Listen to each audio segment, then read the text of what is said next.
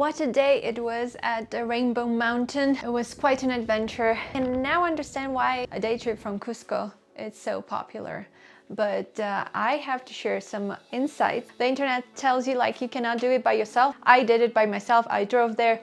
You want to avoid the times when the buses with tourists go up and down the mountain, because basically the road to Vinicunca mountain is just that, a mountain road. For like 30 something kilometers, 40 kilometers, 1.5 hours driving on a dirt road. Like the entire road is like that. You're gonna see beautiful canyons. There's a red river because obviously the soil is red. More narrow and narrow, the higher you climb. So it's a mud road. There's not really a protection from the steep canyon that's on the other side. Like you have mountain on one side and then a steep valley on the other, so it's not for people afraid of heights, or if you're not a very experienced driver, you might get a bit alarmed when you see such views. You're gonna cross about two small streams of water. You can visit with any kind of car, but if it's in the rainy season and it rains a lot, I suggest you rent a four-wheel drive car with a higher clearance. I think it rained the day before we went there, but still it was very easy to drive on that. It's very important that you look at the time of the tour so you can avoid the buses going up and especially coming down, because they're kind of a reckless driver. So when you go over a steep curve, you should honk to announce your presence in that area. But a lot of them miss that, skip that, especially if it's like later in the day, because they do not expect anybody else to go up the mountain, as we were doing that at 5 p.m. Except for like 2 smaller cars and maybe 1 tourist bus and maybe 2 normal cars. That was it for like 1.5 hours. And then we made it to the first parking lot. It was nobody when we got there at 5 something, and it was nobody there but 2 ladies living there in some huts. So they came out and said that we need to pay $5 per person. And then we continue our drive to the second parking place. They are constructing the road right now as of the beginning of April 2024. So to get to the second place are like 1-2 kilometers more. We found like a small area where we could park by the side of the road. So from there was like less than a kilometer to get to the second parking, and from there you start the hike. There are also some locals that offer motor rides to the top of the mountain. Well, it depends on the person and how you negotiate. The first one asks for 90 soles just to go up per person, and then the second motor guy asks for 70 to go up and then to get us back down. So 50 to go up and 20 to get you down the mountain.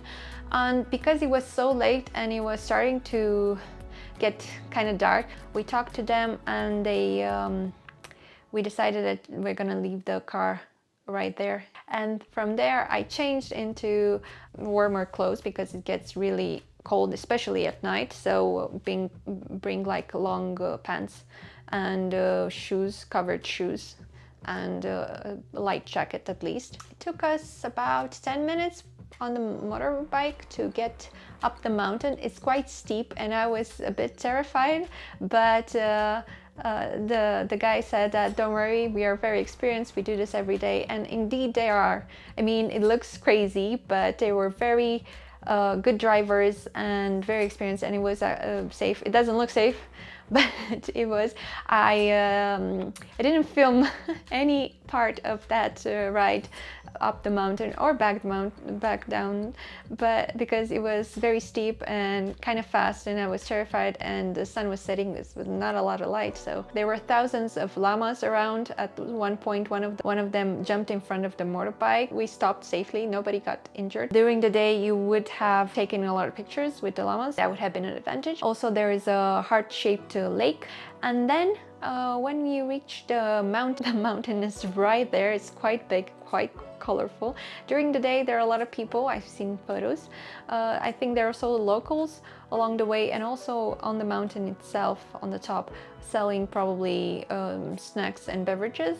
There was also a dog. I felt very sorry for him because he apparently was living there, and he was very joyful when he saw us. Like, he wasn't expecting anybody else at that hour, so he wanted to play with us, but the altitude sickness kind of kicked in, so we had a bit of a difficulty breathing.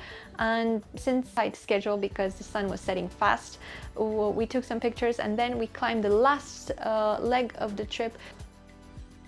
We made it to the Rainbow Mountain, the famous Vinicunca, but people from all over the world know it as the Rainbow Mountain.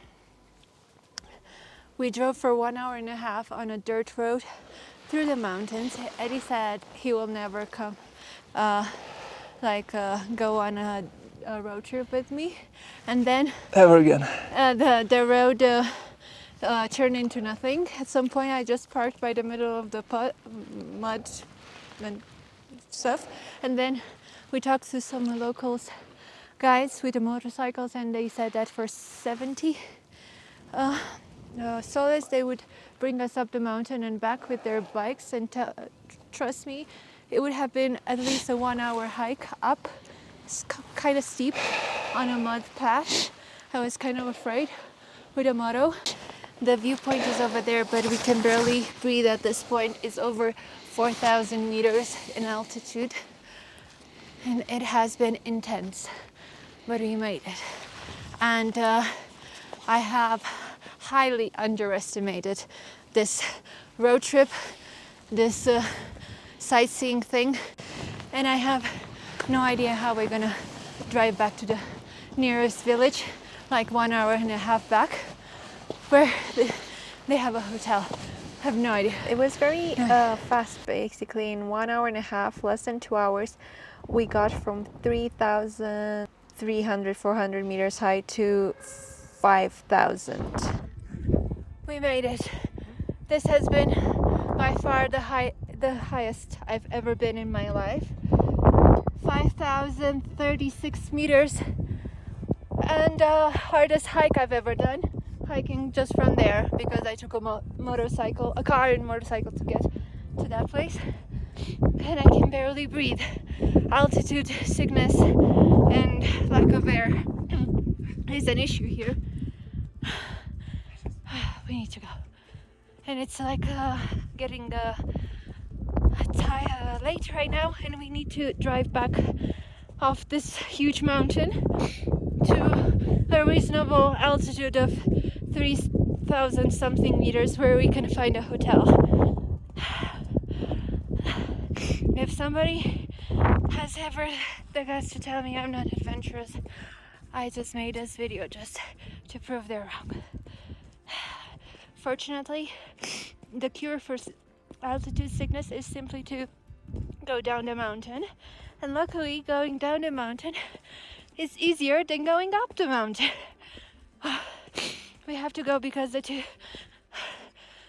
motos guys are waiting for us down there. Hopefully they're not gonna leave us on the mountain. Oh my god, wow, what a day this was. That was magical. And on the other side, just a post from this famous Rainbow Mountains. In Spanish, it's called Seven Colors, Siete Colores. The views are spectacular. We were the only people there, so it was quite magical, but we were struggling to be able to breathe. And then after that, we took the pictures and we got back down. Conveniently, it's much easier to get off the mountain. The guys with the motos were waiting for us. Yeah, they were really skilled drivers and got us back to our car. Obviously, any hike up on a steep mountain like this will leave you feeling like you cannot breathe. But once we got to that sign, Vinicunca Mountain, 5,035 meters. So this is where we drove. This is where we parked, right next to the road. You cannot see it right now. And this is the road. And and they're constructing the road at night because there's 1 more kilometer, but during the day it's full of cars. So yeah, this is it.